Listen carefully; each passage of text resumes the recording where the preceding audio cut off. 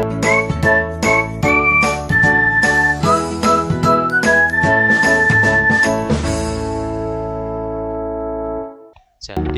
di dalam surat An-Nisa ayat 59 ini dijelaskan bahwasanya kita harus ati Allah, harus taat kepada Allah, yaitu melalui Al-Quran sebagai wahyu darinya. Assalamualaikum warahmatullahi wabarakatuh.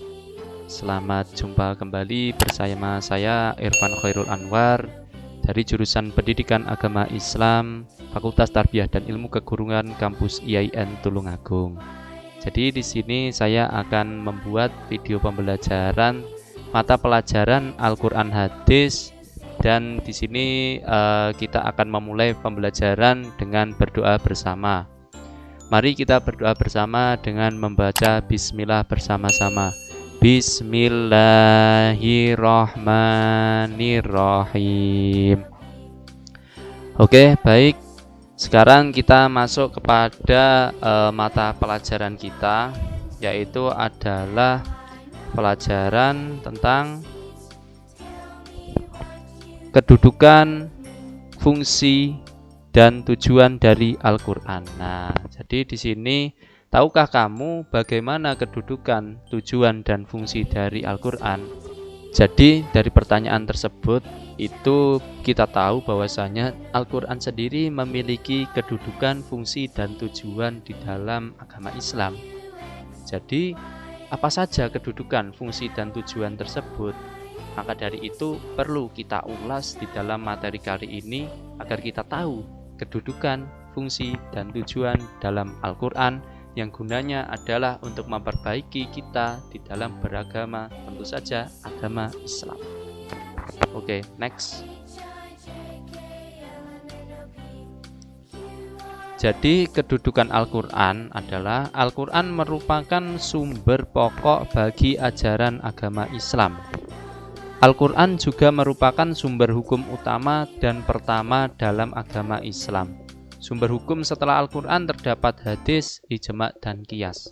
Jadi kedudukan Al-Qur'an dalam agama Islam merupakan sumber pokok. Jadi sumber pokok bagi ajaran agama Islam.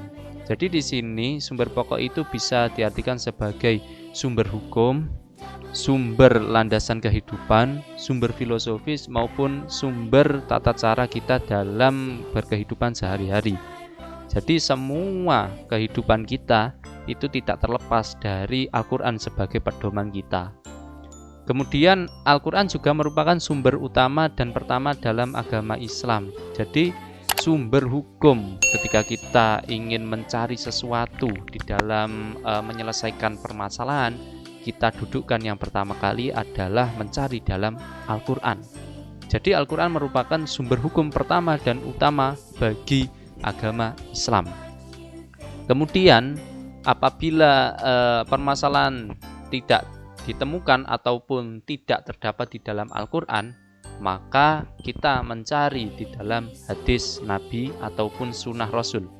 Apabila di dalam Al-Qur'an dan hadis tidak ada, maka kita bisa mengambil hukum dari ijma' dan qiyas dari para sahabat dan ulama. Seperti itu.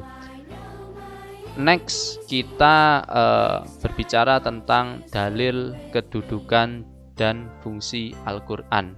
Jadi ada dalil yang dimana kita itu menempatkan Al-Qur'an sebagai pedoman dasar dan juga memfungsikan Al-Qur'an sebagai hukum utama dan pertama, yaitu terdapat dalam Quran surat An-Nisa ayat 59 yang berbunyi, Bismillahirrahmanirrahim.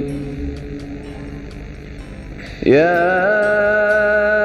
ayyuhalladzina amanu athi'u Allah wa athi'ur rasul wa ulil amri minkum fa in tanaza'tum fi shay'in farudduhu ila Allah war rasul farudduhu ila Allah war rasul in kuntum تؤمنون بالله واليوم الآخر ذلك خير وأحسن تأويلا. Ya, jadi artinya, wahai orang-orang yang beriman, taatilah Allah dan taatilah Rasul dalam kurung Muhammad dan ulil amri atau pemegang kekuasaan di antara kamu. Kemudian jika kamu berbeda pendapat tentang sesuatu, maka kembalikanlah kepada Allah atau Al-Quran dan Rasul atau sunnahnya. Jika kamu beriman kepada Allah dan hari kemudian, yang demikian itu lebih utama bagimu dan lebih baik akibatnya. Quran Surat An-Nisa ayat 59. Ayat tersebut mengandung perintah untuk taat kepada Allah, yaitu menaati ajaran Al-Quran sebagai sumber ajaran agama Islam, dan perintah untuk mengikuti sunnah Rasul apabila tidak ditemukan hukum secara komprehensif dalam Al-Quran. Nah, jadi di dalam surat An-Nisa ayat 59 ini dijelaskan bahwasanya kita harus ati Allah, harus taat kepada Allah, yaitu melalui Al-Quran sebagai wahyu darinya. Dan juga kita harus ati Rasul, harus taat kepada Rasul. Taat di sini kita bisa menggali, yaitu adalah segala ajarannya melalui al-hadis. Dan kita harus ulil amri, yaitu adalah kita taat kepada pemegang kekuasaan atau pemerintah yang dimana mengatur kehidupan dunia kita, seperti itu.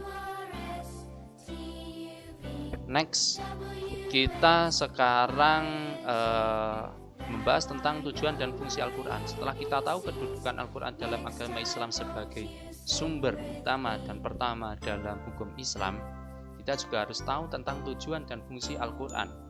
Jadi tujuan dan fungsi Al-Quran itu yang pertama adalah sebagai petunjuk bagi manusia. Jadi manusia ini akan mendapatkan petunjuk apabila memfungsikan Al-Quran sesuai dengan semestinya, yaitu adalah kita membacanya, kemudian mengangan-angan artinya dan juga mentadaburkan terhadap kehidupan nyata. Kemudian fungsi dan tujuan Al-Quran kedua ada sebagai sumber pokok ajaran Islam, yaitu adalah di mana kita memfungsikan Al-Quran sebagai salah satu induk dari segala hukum yang ada dalam kehidupan kita. Kemudian yang ketiga sebagai pemberi peringatan dan pelajaran bagi manusia. Jadi Al-Quran ini adalah pemberi peringatan dan pelajaran, di mana di dalam Al-Quran itu kita diperingatkan untuk beribadah kepadanya, dan juga ditunjukkan bahwasanya di dalam Al-Quran itu terdapat banyak-banyak ilmu, baik itu ilmu secara ilmu saintifik maupun ilmu agama. Kemudian yang terakhir sebagai bukti kebenaran agama Islam. Jadi agama Islam itu memiliki kitab suci Al-Quran yang dimana ini adalah kitab yang paling otentik di antara kitab-kitab yang lain, di mana Al-Quran ini terjaga, tidak ada yang berbeda antara satu dengan yang lain.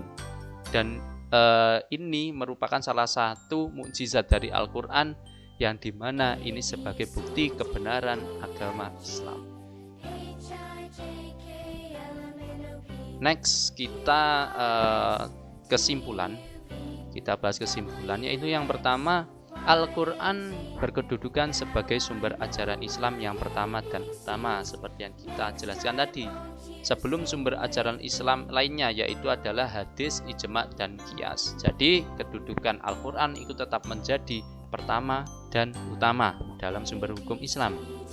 Kemudian yang kedua, Al-Quran memiliki beberapa fungsi, yaitu sebagai petunjuk bagi umat manusia, sumber pokok ajaran Islam, peringatan dan pembelajaran bagi manusia.